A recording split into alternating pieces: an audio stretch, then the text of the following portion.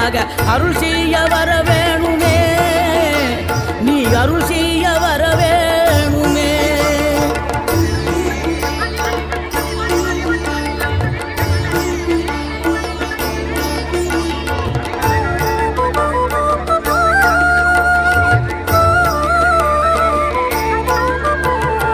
இகழ்தலையும் புகழ்தலையும் ஒரு முகமாய் கருதும்படி செவி உரைத்த முத்து குமரன், நீ வறுமையையும் வளமையையும் சமநிலையை உணரும்படி மதி கொடுத்த செல்வ குமரன், தடை